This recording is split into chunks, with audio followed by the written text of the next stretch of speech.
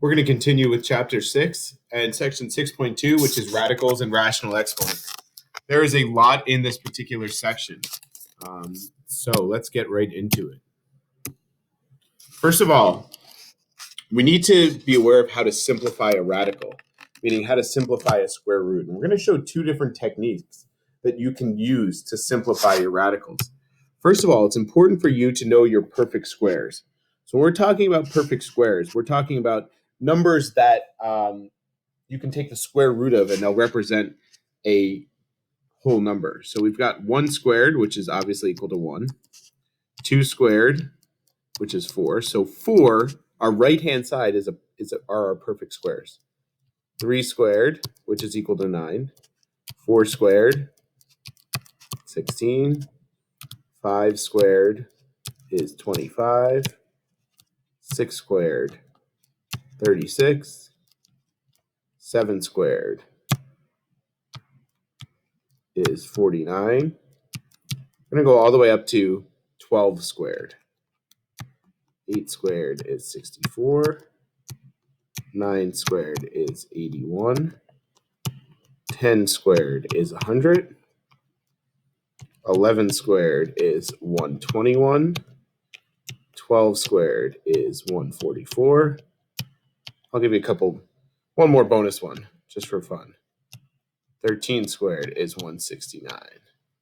So this right-hand side, all of these numbers in here, these are our perfect squares. So the square root of 25 is 5. Why? Because 5 times 5 is 25. Square root of 36 is 6, okay? So all of these are our perfect squares. Those are important to realize because you always want to recognize when you have one of those.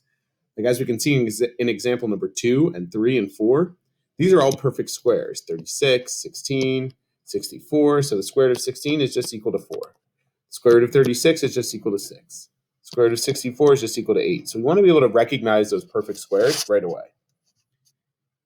Most of the time, the numbers that we're taking the square root of are not perfect squares. So if that's the case, there's two ways in which you can go about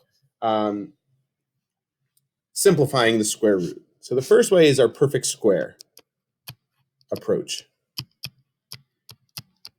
So we're going to use the perfect square approach. What we want to do is we want to start by finding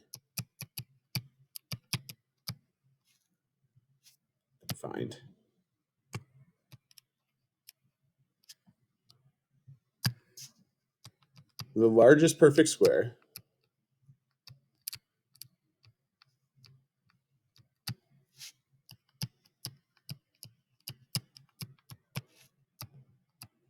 that is a factor, meaning it goes into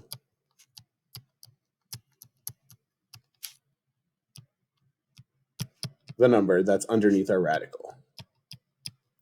So what we have to do, and this is one approach, the perfect square approach, is we have to say, what's the largest perfect square that goes into 75?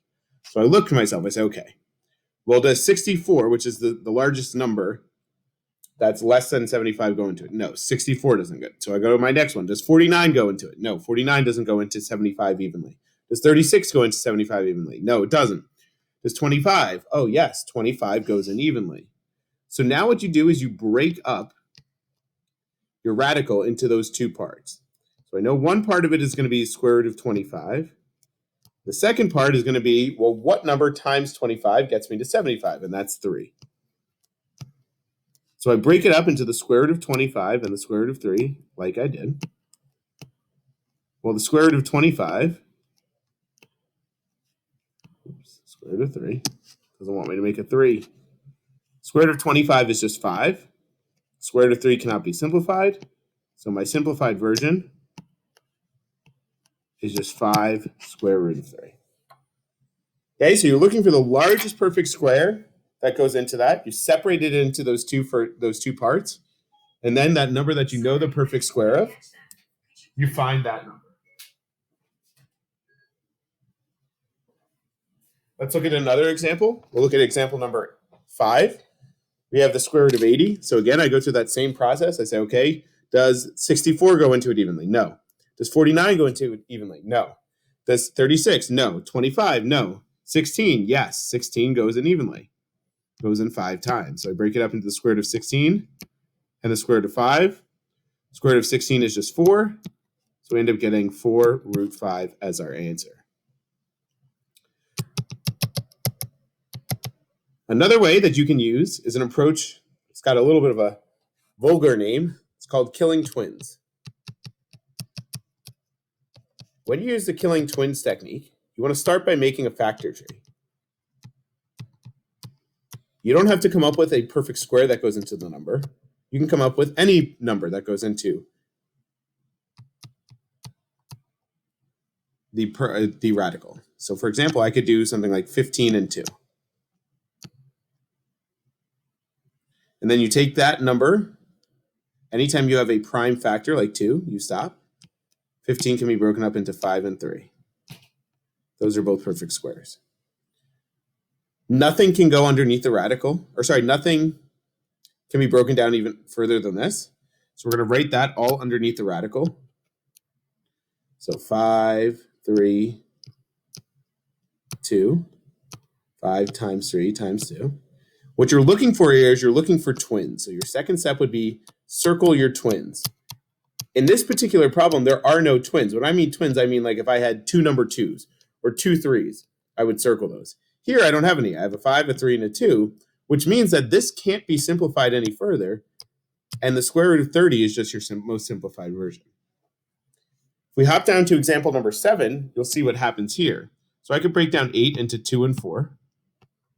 2 can't be broken down anymore. And then break down 4 into 2 and 2. Underneath the square root would go 2 times 2 times 2. From this point, we circle. Now we actually have triplets here, but we only care about twins. We circle a set of twins. We call it killing twins because one gets killed, then the other one runs outside to go on the outside. So he's gone as well. What's left on the inside is just a radical 2. On the outside, we have 2, and our solution would be 2 root 2. Notice we would get the same answer if we used our perfect square technique. The largest perfect square that goes into 8 is the square root of 4 times the square root of 2, and we would get 2 root 2. So 2 different ways to think about it. If you're comfortable with knowing your perfect squares, then obviously use the first technique. But if you feel as though you need to make a factor tree, for example, maybe you want to go 3, 6, 3 is a prime number, and then 2, 3. Everything goes underneath the radical, 2, 3, and 3. Here's a set of twins. One gets killed, other one's on the outside now, and we're left with just 3 root 2. If you want to use your perfect square technique, square root of 18, largest perfect square that goes in there is 9. So we have square root of 9 times square root of 2. Square root of 9 is just 3, and we would get the same answer of 3 root 2. So two different techniques to use, using the largest perfect square or creating the factor tree and using the killing of twins technique when we ask to simplify a radical. We'll go through the rest of the examples in class.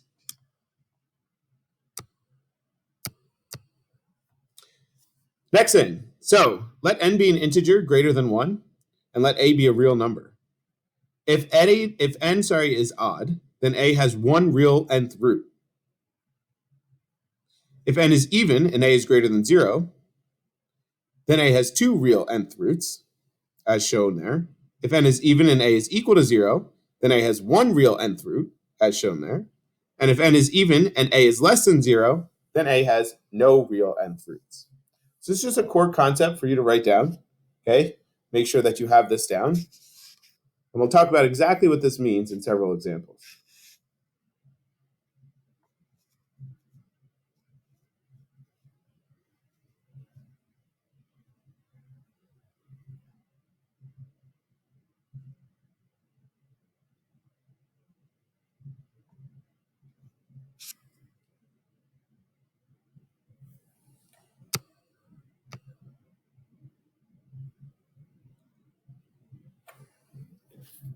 So,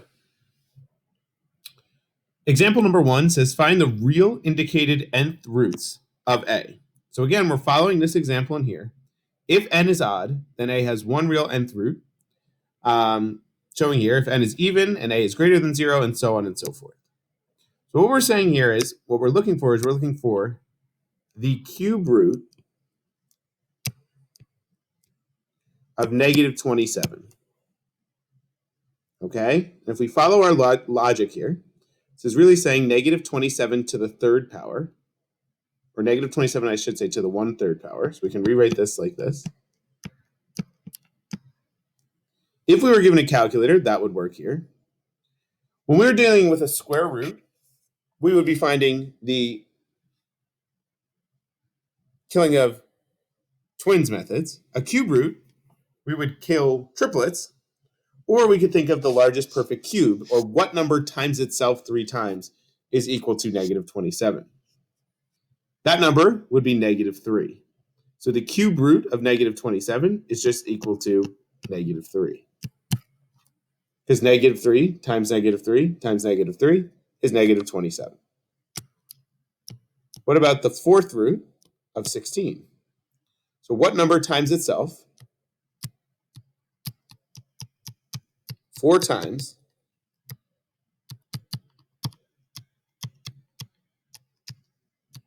is equal to 16? That's what you have to be thinking when you're solving a problem like this. Yes, this is 16 to the 1/4 power. But what does that mean? Okay, what number times itself 4 times will be equal to 16? That number is positive 2. We'll look at a couple more examples in class with the try these. Let's look at each of these. Cube root of negative 8 is just going to be equal to negative 2, because negative 2 times negative 2 times negative 2 is equal to negative 8. Cube root of 8, and then make it negative. That's going to be negative 2 as well. 16 to the 1/4, we just saw, is 2. Negative 16 to the 1/4. That's really like taking the fourth root of negative 16. There is no solution here, or no real number. Because no number times itself 4 times can be equal to a negative. So if we go back to our core concept, we're right in here, this last case. If n is even and a is less than 0, n was even here, it was 4, a was negative 16, it has no real roots, so no real solution on this last example.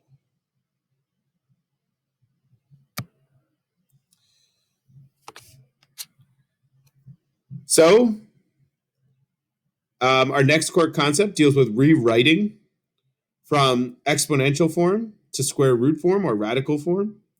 So when we have 27 to the 2/3,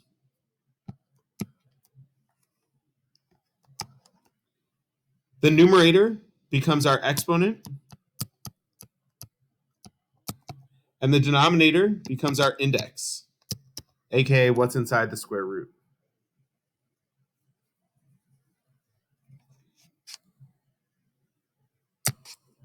So if we have 16 to the 3/4 power, our numerator becomes our exponent, and our denominator becomes our index. So we want to rewrite this as the fourth root of 16 raised to the 3rd power. The fourth root of 16, what number times itself 4 times is equal to 16? That's 2. So then we're going to take 2 and we're going to cube it, and we're going to get an answer of 8. Same idea here. Denominator is your index, so 3, 27. Then we're going to raise it all to the 4th power. The cube root of 27 is 3. Then we're going to take 3 and we're going to raise it to the 4th power. And we're going to get 81 as a solution.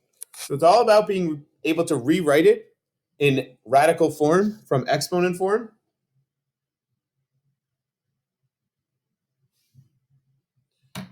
And then simplifying from that part.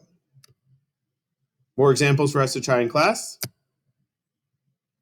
as well as a word problem.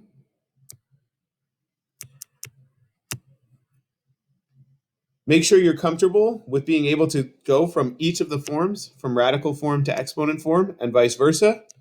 Make sure you're comfortable with simplifying radicals and your square roots like we did on the first page. There's a lot to do in this lesson. We'll look through many examples in class, and I'll see you then.